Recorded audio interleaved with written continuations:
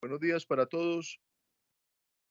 Quiero agradecer al doctor Carlos Inestrosa, que es médico radiólogo de la Universidad Pontificia Bolivariana y también trabaja en la clínica Astorga y en la clínica del CES, por aceptar la invitación a esta actividad académica de la especialización en reumatología de la Universidad Pontificia Bolivariana.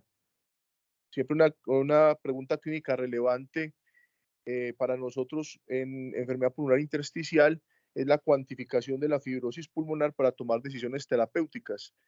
Entonces, Carlos nos quiere compartir como su visión al respecto de esta pregunta y también de unos repasar un poco de la semiología del TAC de tórax de alta resolución. Muchas gracias, Carlos. Adelante. Doctor, muchas gracias a ustedes por la invitación. Vamos a hablar precisamente del tema que les menciona el doctor Carlos Jaime. La idea es que hagamos un repaso de la semiología por tomografía de tórax de alta resolución.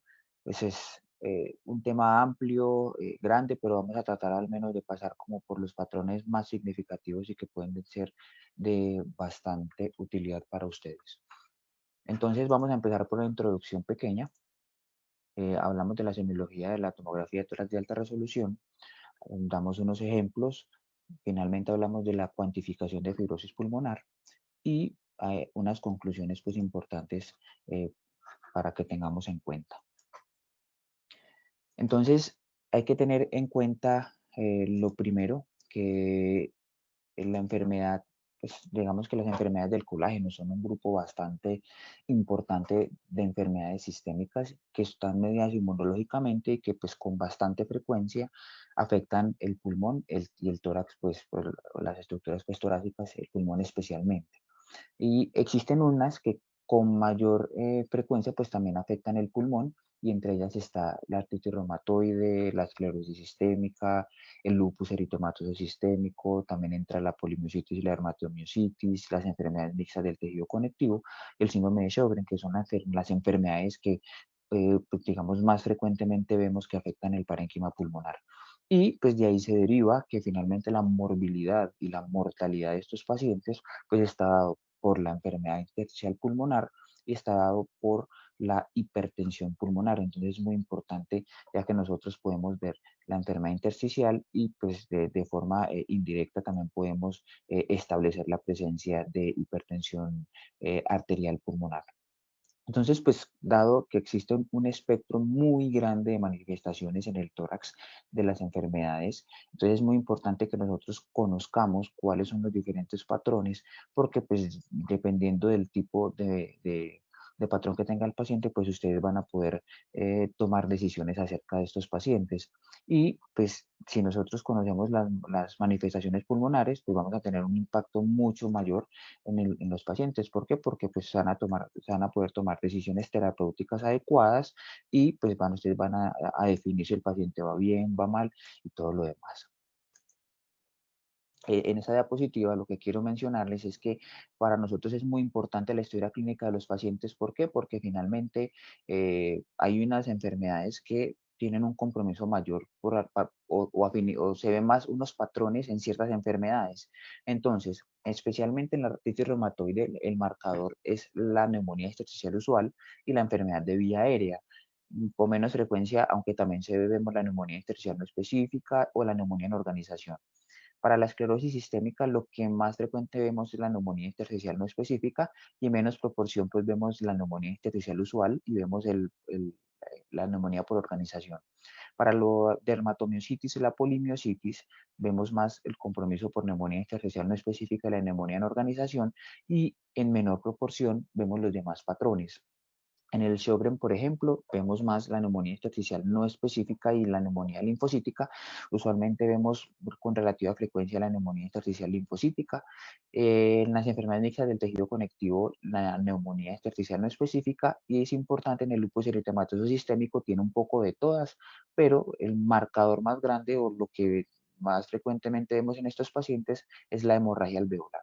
Entonces es muy importante tener en cuenta pues, o que nosotros tengamos datos clínicos porque digamos que eso nos puede ayudar mucho a acercarnos a los diagnósticos porque una hemorragia alveolar desde el punto de vista de imagen se puede parecer a un edema pulmonar, por ejemplo, entonces, o una neumonía viral, si uno no tiene datos, entonces puede ser bastante difícil por los hallazgos, es muy importante para nosotros eso.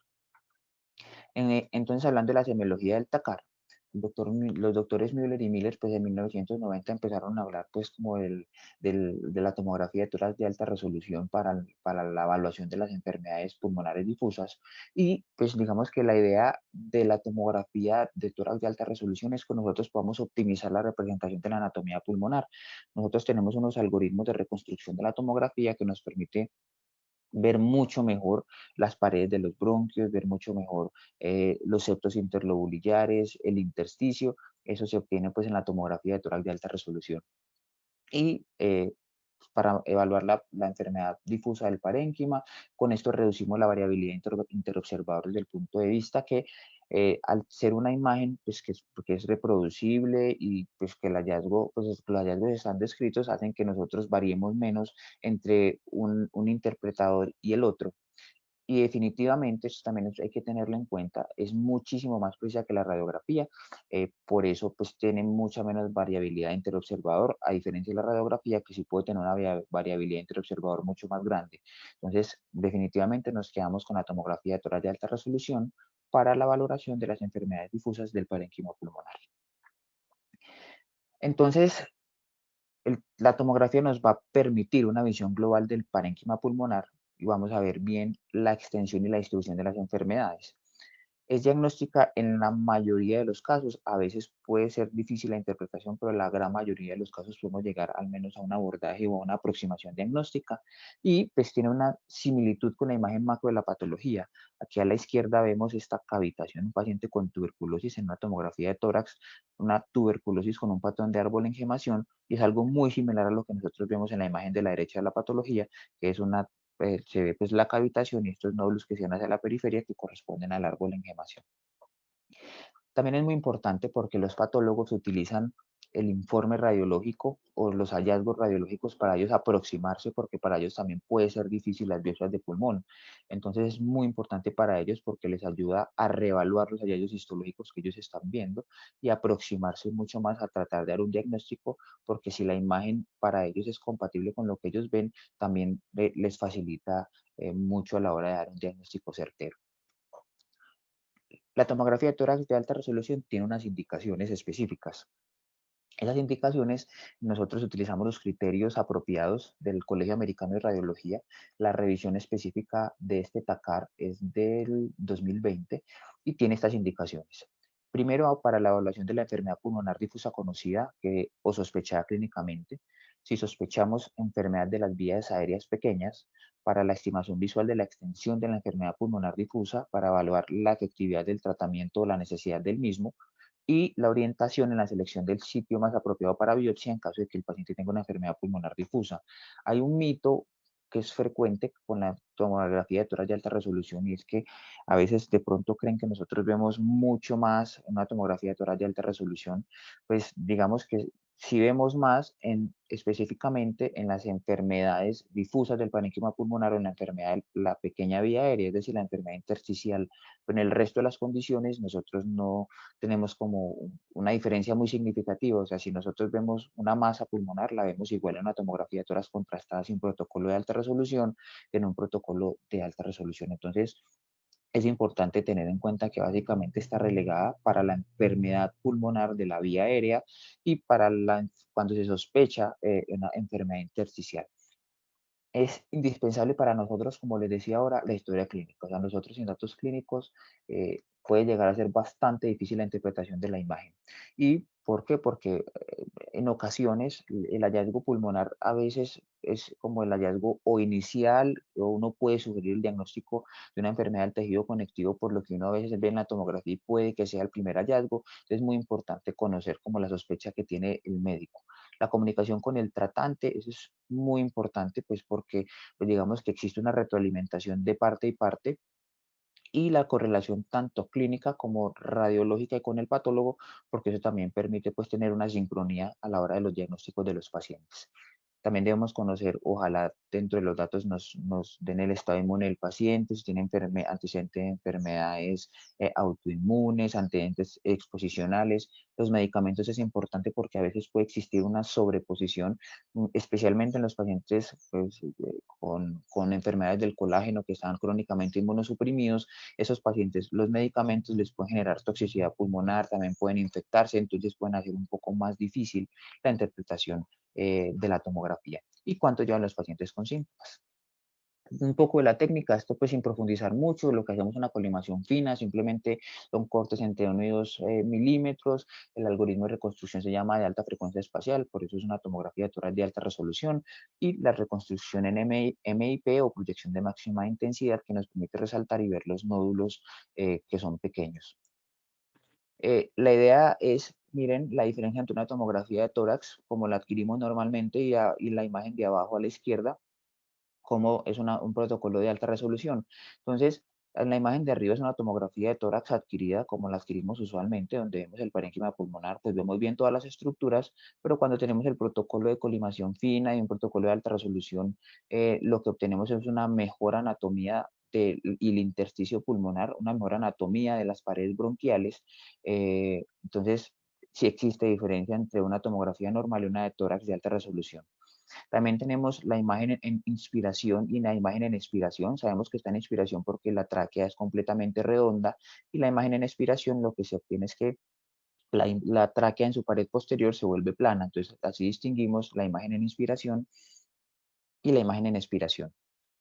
Y acá tenemos el MIP o la proyección de máxima intensidad. Entonces, aquí arriba, pues si bien vemos micronódulos en ambos lóbulos superiores, cuando nosotros lo ponemos en una proyección de máxima intensidad, pues ese hallazgo se hace mucho más notorio. Entonces es muy importante siempre pues evaluar esta proyección para nosotros, pues digamos que no vamos a pasar por alto nódulos. Entonces el intersticio pulmonar, vamos a hablar, pues digamos que en general, uno puede hablar de un intersticio pulmonar axial y un intersticio pulmonar pues, axial o central y uno periférico. El axial o central corresponde al intersticio peribroncovascular y el periférico al resto. Entonces les voy a ir mostrando. Entonces aquí tenemos el intersticio subpleural que hace parte del intersticio periférico, es el intersticio que está sobre la superficie pleural, ¿cierto? Luego tenemos el intersticio que es el intersticio centrilobulillar, ¿cierto? Ese es el intersticio, pues digamos que hace parte también del intersticio periférico. Y por último, tenemos el intersticio peribroncovascular, que es el intersticio central. Son como es importante saber cómo está distribuido el intersticio, porque asimismo nosotros vamos a tener la distribución de los hallazgos y dónde buscar los hallazgos, sabiendo pues, teniendo en cuenta la anatomía. Entonces, el lobulillo secundario es la unidad pues, funcional del pulmón, y la más pequeña. Es poliédrico y lo que nosotros tenemos es las paredes, que son los septos interlobulillares y sobre la superficie pleural. Es importante tener en cuenta la anatomía porque pues, si uno entiende un poco esto, entiende qué hacen las enfermedades y, y qué encuentra uno. Entonces, el lobulillo pulmonar secundario tiene en los septos interlobulillares, a través de los septos interlobulillares, transcurren las venas pulmonares y los linfáticos, ¿sí? Y en el centro del lobulillo secundario vamos a tener la arteria pulmonar, ¿sí? Y el bronquiolo preterminal. Ahí eso es lo que nosotros tenemos en el lobulillo pulmonar secundario. Por la periferia van las venas y los linfáticos, y central va la arteria y la vía aérea. Entonces es muy importante tenerlo en cuenta. Entonces, a la hora de abordar la tomografía, puede llegar a ser abrumador. Sin embargo, lo que uno tiene que hacer es qué patrón es el dominante de todo lo que yo veo, qué es lo que más domina. Entonces, una vez yo sepa qué es lo que más domina, eso me va a ayudar como a estrechar los diagnósticos diferenciales. Entonces, ¿dónde está localizada la alteración con respecto al lobulillo secundario? Ya les voy a explicar eso. Y si hay predominio por las bases o por los ápices, porque eso también ayuda a disminuir los diagnósticos diferenciales. Y si tenemos hallazgos adicionales como hipertensión pulmonar o adenomegalias mediastinales o adenomegalias calcificadas o hallazgos que son accesorios y que lo ayudan a uno a pensar en ciertos diagnósticos. Entonces, ¿qué patrón vamos a hablar hoy? Tenemos un patrón reticular, un patrón nodular, patrones de alta atenuación, patrones de baja atenuación. a la hora de ver los hallazgos, especialmente los nódulos, pueden tener una distribución centrilobulillar si están en el centro del lobulillo, que era lo que yo les mencionaba ahora dentro de ese poliedro. En el centro se llaman centrilobulillar, perilinfáticos si están localizados sobre los septos interlobulillares, sobre el intersticio peribroncovascular o sobre la superficie pleural, o aleatorios si no están ni en el centro ni en los septos interlobulillares en la superficie pleural, es decir, están en cualquier parte del parénquima. Esos los hallazgos se denominan aleatorios. Y la distribución si son apicales o son basales. Vamos a ver el engrosamiento del intersticio peribroncovascular, de los septos interlobulillares, del intersticio intralobulillar, el patrón en panal de abejas, las opacidades lineares irregulares, bandas parenquimatosas y las líneas subpleurales. Para recordarles la anatomía del lobulillo, septos interlobulillares, por la periferia van las venas y los linfáticos y por el centro va la vía aérea y va la arteriora pulmonar. ¿Listo? Entonces, ese es el gráfico o la forma de representar el engrosamiento del intersticio peribroncovascular. Vemos la vía aérea y la arteria, y ese intersticio que va alrededor de la vía aérea y las arterias pulmonares, ese es el intersticio peribroncovascular, que son estas líneas blancas, pues gruesas que están rodeando la vía aérea y la arteria pulmonar. Ese es el intersticio peribroncovascular. Y cuando está engrosado, eso es lo que nosotros vemos. Desde el punto de vista de imágenes, vemos la radiografía. Entonces, en la radiografía nosotros vemos opacidades intersticiales reticulares que son predominantemente centrales. Vemos que tiene una distribución peribroncovascular, realmente es muy central. Y en la tomografía lo que nosotros vemos es algo muy similar. Vemos que todo el intersticio alrededor de la vía aérea y de las arterias es el que está engrosado, la periferia no tanto. Es más el engrosamiento del intersticio peribroncovascular, o sea, al lado de los bronquios y de las arterias. Vemos algo muy similar acá, que es simplemente ese engrosamiento del intersticio que rodea las arterias y la vía aérea. Eso es un patrón, pues un compromiso más peribroncovascular, que es el engrosamiento del intersticio peribroncovascular en este paciente que tiene antecedentes de sarcoidosis. Entonces, cuando nosotros tenemos ese engrosamiento del intersticio peribroncovascular, tenemos estos diferenciales, que es el edema pulmonar, la carcinomatosis linfangítica, la sarcoidosis, el linfoma con menor frecuencia, la NIU y la neumonía intersticial no específica y la neumonitis por hipersensibilidad. El engrosamiento de los septos interlobulillares, les mencionaba el poliedro, recordar los septos interlobulillares, que son estos que están entre lobulillo y lobulillo, y la superficie subpleural también hace parte como de esos, cuando tenemos una diseminación perilinfática. Entonces, vemos los septos interlobulillares gruesos. Y en la imagen eso se ve representado en ver las líneas septales. Los septos interlobulillares normalmente son imperceptibles en tomografía, nosotros no los vemos. La tomografía de tórax de alta resolución empieza a ver hallazgos por encima de 0.1 milímetros y los septos interlobulillares tienen micras incluso, entonces cuando se ven gruesos realmente están bastante gruesos. Entonces, lo que vemos es que se define el lobulillo pulmonar secundario en el parénquima pulmonar. Entonces logramos ver las estructuras centrales, vemos los septos interlobulillares y eso no es normal verlo. Entonces eso es el engrosamiento de septos interlobulillares. ¿Listo? Entonces, ¿en qué pensar cuando vemos engrosamiento de septos interlobulillares? En el edema pulmonar, la carcinomatosis linfangítica, sarcoidosis, los trastornos linfoproliferativos, la hemorragia alveolar, neumonía, NIU, NINE o neumonitis por hipersensibilidad. Por eso es importante que nosotros tengamos historia clínica porque de acuerdo a los datos, pues uno trata de aproximarse a lo que el paciente tiene y dar como un diagnóstico mucho más certero. El engrosamiento del intersticio intralobulillar dentro del lobulillo pulmonar secundario, recordar tenemos los septos interlobulillares y viene la arteria por el centro y la vía aérea y todo este espacio que queda hace parte del intersticio intralobulillar, es decir, un intersticio que está dentro del lobulillo y ese intersticio pues también se puede engrosar. Y ese intersticio lo que pues, se observa como una reticulación subpleural, que es lo que nosotros podemos ver. Es un paciente con una artritis reumatoide y una neumonía intersticial usual, donde nosotros vemos en la periferia un engrosamiento, vemos un aumento de la atenuación y una reticulación subpleural, incluso ya el paciente tiene bronquiolectasias por tracción, en un paciente que tiene ya una fibrosis pulmonar establecida, en una artritis reumatoide y un patrón de neumonía intersticial usual. ¿En qué pensamos cuando nosotros vemos el engrosamiento del intersticio intralobulillar?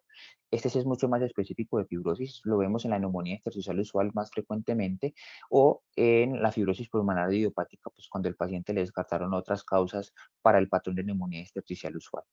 En otras neumonías intersticiales idiopáticas, también lo podemos ver en la neumonía, en la neumonitis por hipersensibilidad, la asbestosis, menos frecuente en la carcinomatosis linfangítica o en la hemorragia alveolar. El panal de abejas, pues definitivamente mm, es un hallazgo que le hace uno pensar que el paciente ya tiene una fibrosis pulmonar establecida y es un hallazgo irreversible. Y corresponden a espacios quísticos agrupados, usualmente diámetros entre los 3 y los 10 milímetros, sin embargo pueden ser hasta los 25 y son lesiones de paredes finas y de localización subpleural. Entonces aquí tenemos el esquema. Aquí tenemos los septos interlobulillares, ¿cierto? Y vemos el lobulillo ya con múltiples lesiones quísticas que se van formando dentro del lobulillo y miren que tiene una base que es subpleural o es una base pleural. Entonces lo que nosotros vemos es esto, son lesiones quísticas de base pleural eh, que corresponden pues al panal de abejas. Hay que tener en cuenta que el diferencial de esto hay que hacerlo con el enfisema paraceptal, pero sin embargo el enfisema usualmente tiene paredes que son imperceptibles, a diferencia de pues el panal de abejas que tiene unas paredes que son muy perceptibles. Esto es una paciente con lupus y una neumonía intersticial usual. Miren que se le ven paredes gruesas y paredes finas al panal de abejas, que son unas lesiones que son quísticas. Como cuña, recordar que los quistes son de aire en el pulmón, son de aire en el resto del cuerpo, son lesiones, las lesiones quísticas usualmente tienen agua, pero en el pulmón las lesiones quísticas son de aire. Entonces vemos múltiples lesiones quísticas que son redondeadas, de pequeño tamaño, de base pleural y que tienen una pared gruesa. Eso nos hace diferenciarlo de una, de que tenga pues enfisema pulmonar. ¿Listo? ¿En qué pensamos cuando vemos panal de abejas? En la NIU o en la fibrosis pulmonar idiopática, en una sarcoidosis ya con cambios fibróticos, la asbestosis, la neumonitis por hipersensibilidad fibrótica también hace panal de abejas, sin embargo ahí nos va a ayudar la distribución porque es mucho más superior, otras neumonías intersticiales idiopáticas o los pacientes con silicosis. Las opacidades lineales irregulares, que son pues, simplemente líneas irregulares que son diferentes a los septos interlobulillares, ¿cierto? O sea, que nos hacen parte de los septos interlobulillares, es el esquema. Vemos que son líneas que incluso atraviesan los septos interlobulillares y pueden ser intra o extenderse a los lobulillos adyacentes. Entonces son esas líneas que vemos marcadas con las flechas rojas, que son las líneas lineales pues, o son densidades lineales irregulares. Vamos a hablar de los nódulos y las lesiones nodulares. Nosotros tenemos nódulo grande, nódulo pequeño, micronódulo. Usualmente el micronódulo son nódulos por debajo de los 3-4 milímetros. El nódulo pequeño es un nódulo entre 3 y 4 hasta los 10 milímetros, hasta el centímetro. Y el nódulo grande entre el centímetro y los 3 centímetros, porque ya definitivamente por encima de los 3 centímetros ya no son nódulos, sino que son masas. Pueden estar distribuidos de forma aleatoria, perilinfática o centrilobulillar y está también dentro de los nódulos el patrón de árbol en gemación, que ese árbol en gemación hace parte o entra dentro de la distribución centrilobulillar.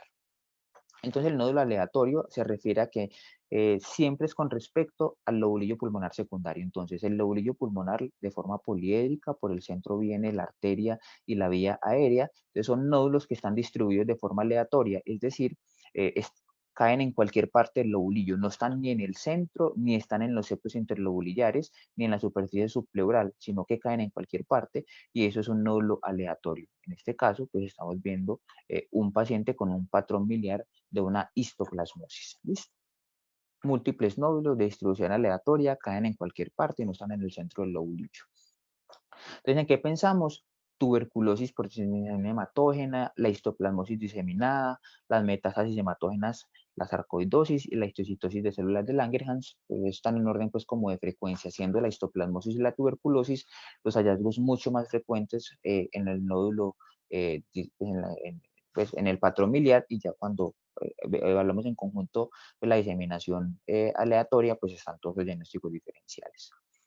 El nódulo perilinfático es en los septos interlobulillares. Entonces, cuando nosotros vemos, este es el lobulillo pulmonar, el poliédrico, vemos una cantidad de nódulos en los septos interlobulillares, incluso también se puede ver en la superficie subpleural, en la superficie pleural, y se ve como un arrosariamiento, ¿cierto? Nosotros podemos tener un engrosamiento liso o un engrosamiento nodular de los septos interlobulillares. Este es un engrosamiento nodular o los nódulos perilinfáticos y es en los septos interlobulillares como les estoy señalando acá. Si ustedes ven, esta es la cisura y eso también cabe, esta nodularidad perilinfática también cabe y se ve dentro de las cisuras pulmonares, que por las cisuras pulmonares también van los linfáticos, entonces hay que tener en cuenta eso. Entonces vemos las cisuras como con arrosariamiento y si ustedes ven estos septos interlobulillares son como un rosario, punto raya, punto raya, punto raya y ese es digamos que es como la forma de distinguirlo. El engrosamiento liso simplemente es la raya muy gruesa y muy visible como la imagen que yo les mostraba atrás, pero en este se ve como un punto, una raya pequeña, punto, una raya pequeña, es la nodularidad perilinfática. ¿En qué pensamos? Sarcoidosis, carcinomatosis linfangítica, silicosis, la neumoconiosis de los trabajos del carbón y el sarcoma de Kaposi. El nódulo centrilobulillar es el nódulo que está en el centro del lobulillo. Miren que está, pues el nódulo centrilobulillar es o compromiso de la vía aérea o compromiso de la arteriola. Casi siempre, la mayoría de las veces es de la vía aérea, aunque a veces también podemos tener vasculitis o compromiso pues arteriolar de las arteriolas pequeñas dentro del lobulillo, pero es mucho más frecuente ver el compromiso pues como de la vía aérea. Entonces son nódulos que están en el centro del lobulillo y son muy homogéneos y una distancia muy homogénea entre sí. Vemos acá los nódulos centrilobulillares, en este caso son nódulos de vidrio esmerilado, que son muy simétricos y son, digamos, no tienen una distribución como parcheada, tampoco están engrosados los septos, entonces hacen parte dentro del espectro de los nódulos centrilobulillares. ¿En qué pensar? En neumonía por hipersensibilidad, lo podemos ver en la tuberculosis con disminución broncógena, la infección por micobacterias no tuberculosas, la neumonía en organización, la bronquiolitis respiratoria o la neumonía intersticial linfocítica. El árbol en gemación que hace parte, como les decía a ustedes ahora, del espectro de los nódulos centrilobulillares, que es una dilatación nodular de estructuras ramificadas centrilobulillares que se parecen a un árbol en gemación y simplemente corresponden a una oclusión del bronquio con un exudado intraluminal y hacen que se dilaten. Entonces, este es el esquema que nosotros vemos. Vemos el bronquio se ocluye y al ocluirse le salen como unas ramas alrededor que ya les voy a mostrar cómo se ve eso por tomografía. Entonces, lo que nosotros vemos son estas densidades lineales ramificadas, que son el patrón de árbol en gemación, que se ven alrededor como del bronquio. Nosotros vemos esa dilatación, y es lo que nosotros llamamos árbol en gemación. Esto tiene un diagnóstico diferencial muy amplio. Es importante tener en cuenta, porque el árbol en gemación no significa tuberculosis, el árbol en gemación significa compromiso de la vía aérea. Entonces hay que mirarlo con cuidado porque eso lo pueden dar microbacterias no tuberculosas, lo puede dar la tuberculosis, lo puede dar la broncoaspiración. Entonces uno juega mucho con la historia clínica y con la distribución de los hallazgos para saber a qué diagnóstico se puede aproximar más. Vamos a hablar de los patrones de aumento de la atenuación pulmonar, que son el patrón en vidrio esmerilado, la consolidación, el empedrado y la calcificación pulmonar. Les voy a mencionar grande el vidrio esmerilado de la consolidación, el patrón en empedrado y también es como para mencionarlo, pero les voy a hacer como unas salvedades y la calcificación pulmonar. El vidrio esmerilado es un incremento en la atenuación que se preserva los márgenes vasculares y bronquiales. Eso para nosotros en la imagen se traduce en que es un aumento en la atenuación del parénquima pulmonar, pero que todavía vemos pulmón o parénquima pulmonar de fondo. Esa es la diferencia con la consolidación. Y eso pues, ocurre por una ocupación parcial del espacio aéreo. Entonces, el esquema es este, lo que nosotros vemos es simplemente en las áreas de vidrio esmerilado es un aumento de la atenuación, pero que uno todavía ve pulmonar, pues pulmón sano de fondo. Entonces vemos parénquima pulmonar con áreas de vidrio esmerilado difusas, ¿cierto? Pero vemos pulmón de fondo. Ese es un paciente con un antecedente de VIH y una infección por una neumocistosis. Entonces vemos pues el incremento de la atenuación, pero no es como tanta la atenuación que se pierda el parénquima de fondo, sino que todavía vemos parénquima pulmonar. Entonces el vidrio esmerilado. La consolidación es el incremento homogéneo en la atenuación del parénquima y ahí sí se pierde el parénquima pulmonar de fondo y de los vasos. puede o no estar el broncograma aéreo. El broncograma aéreo, pues si no, no quiere decir que si nosotros no lo veamos, no tiene una consolidación. Nosotros podemos ver consolidación sin ver broncograma aéreo. Entonces, lo que nosotros vemos es un aumento en la atenuación, pero ya nosotros no vemos parénquima pulmonar de fondo, y eso es lo que nosotros vemos en una consolidación. Es un aumento en la densidad, pero definitivamente pues algo ya hiperdenso, y nosotros ya no vemos parénquima pulmonar de fondo. En este paciente, por ejemplo, también vemos opacidades lineales ramificadas o árbol de engemación, que se ven como los puntos alrededor de la vía aérea, que dan un patrón de árbol de engemación.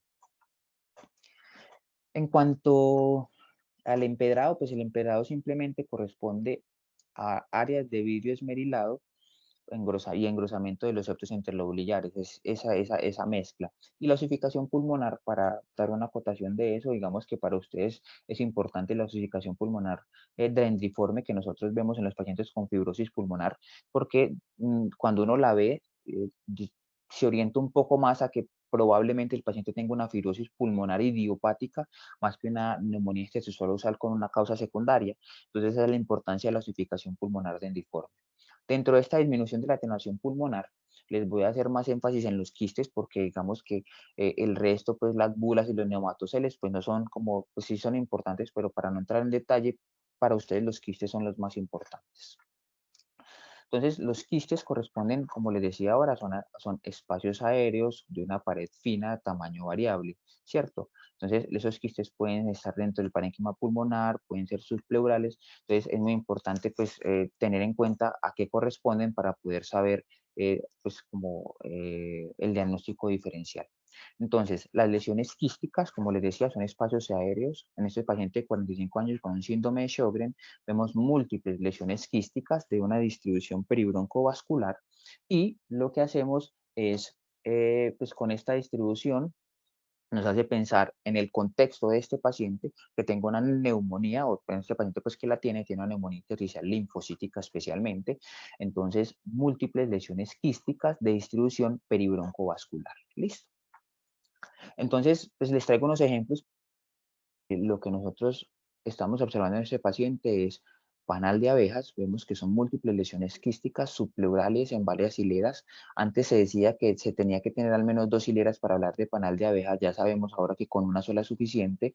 Vemos que tiene múltiples lesiones quísticas eh, que están agrupadas en líneas que corresponden a panal de abejas. Ese es el lóbulo superior. Aquí tenemos un corte mucho más inferior, y definitivamente hay más compromiso inferior que superior. Entonces miremos acá, vemos que tiene engrosamiento, pues este paciente pues tiene áreas de vidrio esmerilado, muy probablemente pues por una exacerbación aguda, pero las cosas que quiero que vean son el gradiente apicobasal de el panal de abejas, donde vemos mucho más compromiso inferior que superior, que es el patrón de neumonía intersticial usual. ¿Listo? En ese paciente, 52 años con un antecedente de una esclerosis sistémica, vemos que tenemos un corte superior, un corte medio y un corte más inferior. Vemos que a medida que vamos bajando, estamos observando vidrio esmerilado subpleural, que es tenue en los lóbulos superiores. Vemos que es el vidrio esmerilado, una ocupación parcial del espacio aéreo. Todavía vemos parénquima pulmonar de fondo, y es mucho mayor en las bases pulmonares. Estamos viendo en un paciente con una esclerosis sistémica y una neumonía intersticial no específica, que es un vidrio esmerilado con gradiente apicobasal, mucho más compromiso basal que apical. Es un paciente de 56 años con síndrome de Sjögren. Vemos múltiples lesiones quísticas de distribución peribroncovascular con una neumonía intersticial linfocítica. Adicional a eso, se observan múltiples micronódulos de distribución aleatoria, mucho más notorios en la proyección de máxima intensidad. Este es un paciente que tiene una neumonía intersticial linfocítica y superpuesto tiene una histoplasmosis pulmonar, pues como un patrón miliar. En cuanto a la cuantificación de fibrosis, vamos a hablar, pues cada vez tiene mayor importancia la evaluación clínica del tratamiento de las enfermedades pulmonares difusas. Entonces, cuantificar qué nos va a permitir un diagnóstico mucho más preciso, reproducibilidad a la hora de seguir los pacientes, y pues digamos de que la cuantificación sea constante en el tiempo para evaluar si el paciente está respondiendo al tratamiento. y aplica la cuantificación tanto para la enfisema, para la fibrosis quística, los pacientes con asma, fibrosis pulmonar idiopática, la neumonitis por hipersensibilidad, las enfermedades fibrosantes que están relacionadas con las enfermedades del tejido conectivo y los pacientes que tienen combinación de fibrosis pulmonar y enfisema. Hay métodos automáticos y métodos visuales. Con los métodos automáticos hay una particularidad y es que pues sería lo ideal. Sin embargo, nosotros en nuestro medio no tenemos disponibles estos softwares, son softwares que son caros y solamente sería pues como para cuantificar y tendrían que ser como centros de referencia que tuvieran un gran número de pacientes que justificara la inversión, pero nosotros no tenemos software, entonces lo que hacemos es una cuantificación visual. Eso es como se haría automático, ¿cierto? Entonces, realmente lo que nosotros hacemos es que seleccionamos un punto y al seleccionar las áreas de los pulmones, nos sacan un gráfico donde pues están estos colores, si lo que el paciente tiene es vidrio, si es normal, si tiene vidrio esmerilado, si lo que vemos reticulación, si vemos panal de abejas, si lo que estamos viendo es disminución leve en la atenuación pulmonar, moderada o severa, estos tres corresponden pues ya sea usualmente a enfisema o a lesiones quísticas. Entonces, por ejemplo, como veríamos una neumonía intersticial usual, este paciente tiene aquí nos están distribuyendo los pulmones en lóbulo superior derecho, lóbulo superior izquierdo, el lóbulo medio, derecho, este correspondería pues a la língula, y el lóbulo inferior izquierdo, lóbulo inferior derecho y lóbulo inferior izquierdo. Y si ustedes ven el panal de abejas, que está más en los lóbulos inferiores que en los superiores, siendo congruente con el gradiente apicobasal, vemos la reticulación subpleural comprometiendo más en este caso el pulmón derecho, áreas de pulmón sano, y vemos que tiene áreas de disminución leve en la atenuación, en un patrón de una neumonía intersticial usual. En la neumonitis por sensibilidad lo que vemos más es reticulación subpleural y vemos que se ven áreas de virus esmerilado central y pulmón y parte de pulmón sano. Y en este caso, pues que es de enfisema, lo que vemos es una disminución severa de la atenuación pulmonar, que se corresponde pues con este color azul. En eso consisten los métodos automatizados, básicamente. En el visual hay muchos estudios, muchos score, ese es como el más reproducible. Lo que hacemos es que cogemos tres cortes de la tomografía. Y al coger tres cortes, cogemos un corte por encima de la carina, un corte justo por encima, pues por debajo de la carina, un corte por encima pues del punto más alto de la, del diafragma derecho y un punto como entre el superior y el medio, ¿cierto? En los dos puntos que yo les mencioné previamente. Lo que hacemos es dividir el pulmón en dos, ¿cierto? Y al dividir el pulmón en dos, tenemos 50%, pues cada uno, pues 50%, 50%, cada uno corresponde a un 25% cada cuadrante en los tres cortes y trazamos, entonces, para recapitular, entonces, en cada uno de los cortes vamos a hacer esto, y es trazar una línea en la mitad, cada pulmón corresponde al 50%, uno en esta mitad traza una línea, y esta línea, pues, divide este lóbulo en dos, 20, ya este 25% corresponde pues ya a la mitad, que es el 12.5%. Y ese 12.5% lo que hacemos es que trazamos las líneas y nos vamos dividiendo cada espacio en el 5%. Y así vamos sumando. Entonces, lo que hacemos es, después de haber sumado en cada corte, hacemos un promedio y al promediarlos nos da un aproximado del compromiso pulmonar. ¿Listo? Entonces, este es un ejemplo. Entonces, si ustedes ven, trazamos la línea por la mitad, otra línea que nos divide el lóbulo en 12.5 y 12.5. Y pues si nosotros trazamos acá, definitivamente tenemos vidrio esmerilado comprometiendo este 12.5%. Y acá también, este es un paciente que tranquilamente podemos decir que tiene compromisos de más del 30%, pero la forma de cuantificarlo más objetivamente, pues cuando sobre todo en hallazgos muy sutiles, cuando debemos ser muy precisos en el porcentaje, es la forma como yo les estaba diciendo. Cogemos los tres cortes y promediamos para dar un aproximado. ¿Por qué es importante? Está este consenso de esclerosis sistémica asociado a enfermedad intersticial y dicen que la enfermedad intersticial pulmonar de moderada a severa con un compromiso pulmonar mayor del 20% es una indicación del tratamiento. Y esta también encontré este estudio del doctor Vincent Cotan, donde vemos a la izquierda un gráfico. de cómo se ha ido comportando la mortalidad en los pacientes. Antes se morían más en los pacientes con esclerosis sistémica, que es donde están los estudios de cuantificación. En los pacientes con esclerosis sistémica, antes se moría más de las crisis pues, renales, y vemos que con el tiempo ha ido incrementando lo que yo les decía al principio, las dos principales causas de morbimortalidad en los pacientes, que son la hipertensión pulmonar, que es esta línea gris, esta barra gris, y la fibrosis pulmonar. Por eso es muy importante saber y cuantificarla. Él lo que hace es que dice evaluar la extensión de la fibrosis en tomografía. Entonces, si es menor del 10%, es una enfermedad limitada. Indeterminada, si es en dice el 30%, y ahí miran la capacidad vital forzada, si es mayor desde el 30%, también se considera enfermedad limitada, o si esa capacidad vital forzada es menor del 70% del predicho, lo considera una enfermedad extensa. Y si la extensión de la fibrosis definitivamente es mayor del 30%, se considera una enfermedad extensa. ¿Y por qué es importante? Porque la mortalidad en estos pacientes pues es mucho mayor en los pacientes con enfermedad extensa que con enfermedad limitada. Entonces, importante cuantificar. En conclusión, es muy importante para nosotros la historia clínica. O sea, si nosotros no tenemos datos clínicos, va a ser muy difícil interpretar los hallazgos porque a veces pueden superponerse. Pues hay hallazgos que sí son muy específicos. Cuando nosotros vemos neumonía intersticial usual, eso pues digamos que eso no tiene diferenciales dentro del punto de vista por imagen, pero pues no nos podemos acercar ni al diagnóstico pues como base del paciente porque pues no tenemos datos clínicos. La interpretación de la imagen muchas veces está correlacionado con los hallazgos de historia clínica del paciente e incluso estudios previos. La comunicación de ustedes con nosotros debe ser, pues, lo ideal es, en la medida de las posibilidades, comunicarse cuando tengan dudas, cuando algo no les cuadre con la imagen, y volvemos y la revisamos con mayores datos a ver si el diagnóstico cambia o sigue siendo el mismo, y tratar como de hablar el mismo idioma. Idealmente, equipo multidisciplinario. Entonces, entran los reumatólogos, entra también el neumólogo, y entra el radiólogo y el patólogo para tratar de establecer pues como el mejor diagnóstico para el paciente y que concuerde la imagen con la clínica, con la patología.